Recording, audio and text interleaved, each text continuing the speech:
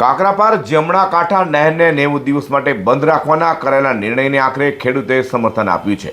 આ અંગે સુરતમાં પુરુષોત્તમ જીનિંગ મંડળીના પ્રમુખ સહિતનાઓએ માહિતી પત્રકાર પરિષદમાં આપી હતી. કાકરાપાર નહેર 90 દિવસ માટે બંધ રાખવાના સરકારના નિર્ણયમાં 50 પિયત મંડળી અને 94 ગામડાઓને સરકારને સમર્થન જાહેર કર્યું છે. કેનાલનું સ્ટ્રક્ચર કે જે 65 વર્ષ જૂનું હોય તે સ્ટ્રક્ચર જર્જરિત થયું છે. તેથી નવી નહેર અને સ્ટ્રક્ચર બનાવવા માટે 90 દિવસ માટે સિંચાઈનું પાણી બંધ થશે. કેનાલ સાયફન એક્વાડેક અને કેનાલ સ્ટ્રક્ચર નવું બનાવવામાં આવશે. હાલ એક્વાડેક અને સાયફન જર્જરિત છે, તે તૂટી પડે તો લોકોને ખૂબ જ નુકસાની થશે. 250 કરોડના અધધ ખર્ચે કેનાલ તેમજ સાયફન અને એક્વાડેક નવા બનાવવામાં આવશે.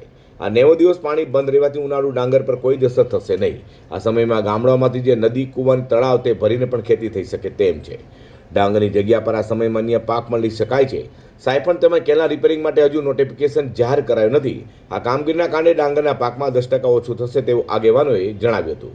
તો 15મી માર્ચ સુધી ડાંગરના પાક લેવાનું કામ થતું હોય છે. કેનાલ બંધ રહેવાના કારણે 1 ઓક્ટોબરની જગ્યાએ 20 સપ્ટેમ્બરથી શેરડીનું વાવેતર કરી શકાશે. કારણ કે પુરુષોત્તમ જીનિંગ મંડળીના પ્રમુખ મનહર પટેલ સહિતને જણાવ્યું હતું કે કાકરાપાર જમણા કાંઠાને 90 દિવસ માટે કરવાના નિર્ણયને ખેડૂતો સાથે સમર્થન આપે છે.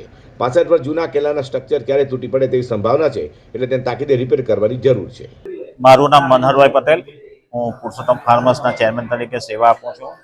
હાલમાં સિંચાઈ વિભાગ દ્વારા 90 દિવસ નહેર બંધ કરવા બાબતે જે ખેડૂત સમાજ ખેડૂતોની અંદર ખોટી અફવાઓ ફેલાવી રહ્યો છે, એ બાબતે જણાવવાનું કે જમણા કાંઠા નહેર ઉપર 0 થી 53 કિલોમીટરમાં લગભગ 24 જેટલા નાના મોટા સ્ટ્રક્ચરો આવેલા છે. એમાં એક્વાડેક છે, કેનાલ સાયફન છે, બોક્સ ટાઈપના કલવર્ટ છે. આ બધા કલવર્ટ અને સ્ટ્રક્ચરો લગભગ 65 વર્ષ કરતાં પણ જૂના છે. અને આ સ્ટ્રક્ચરો પર જંગલી બાવરો હોય, આંબા, લીમડો, પીપળો, વડ જેવી વનસ્પતિઓ પણ ઉગી નીકળેલ છે. અને એના જે સ્ટ્રક્ચરો જે તે સમયે બનાવવામાં આવેલા તે મેટલ અને રબરથી એના પિલ્લરો બનાવવામાં આવેલ છે. એટલે એની પરથી જો આ જંગલી વનસ્પતિઓ દૂર કરવામાં આવે તો પણ એ સ્ટ્રક્ચરો તૂટી પડે એવી હાલતમાં છે. જેથી અને જો અકસ્માત આ કદાચ તૂટી જાય તો લગભગ 6-7 મહિના સુધી આ સ્ટ્રક્ચરો બની શકે એવી સ્થિતિમાં નથી.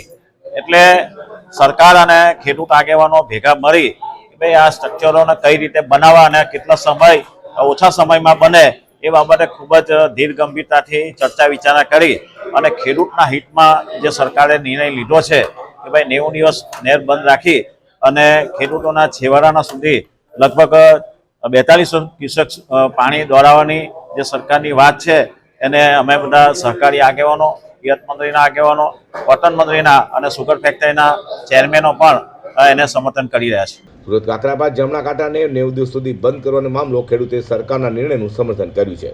તો Purushottam farmer cooperative cotton ginning and processing society ખાતે પત્રકાર પરિષદ યોજાઈ હતી.